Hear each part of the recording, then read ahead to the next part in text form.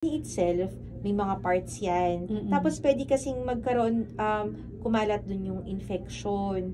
Ngayon, pag chronic na or recurrent, pwede kasing mag-scar, magpeklat, ayun. Saka, yun, basically, parang na-hurt yung kidneys natin. So, mag-scar siya, magpepeklat.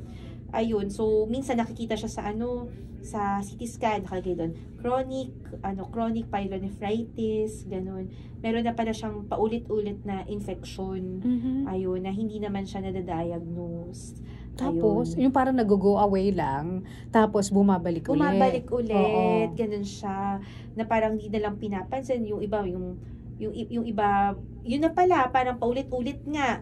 Tapos, hindi naman nagpapagamot. Ayun, so nakita doon, signs of chronic pyelonephritis. Tapos, ano nangyayari sa kidney? Yung iba, yun, nagkaka-problem din yung kidneys. Yung iba, medyo, depende po, halimbawa, tumataas yung, pag hindi controlled yung infection, yung iba tumataas din yung creatinine, ganyan, ayun din siya. So, para ka rin bumabaksak din yung kidneys mo? Opo, ganun Nasisira din yung kidneys mo? Yung iba, ganun. So, kung masira, magda-dialysis ka rin? Opo, pwede pa rin.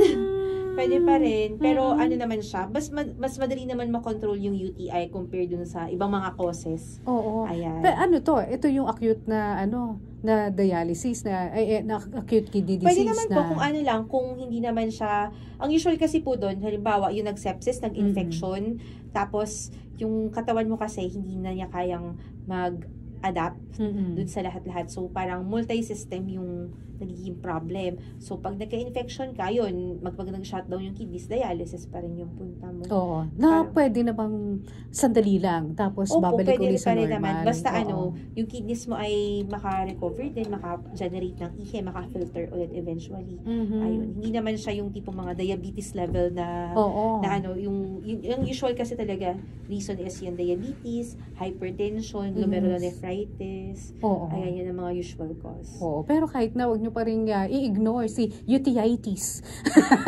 Yes. Si UTI. Kasi yan ang pwedeng maging dahilan din po ng mga problema sa ating kidney, sa ating mga bato. So, Doc, turuan mo nga kami, paano natin alagaan ang ating sarili mula sa UTI?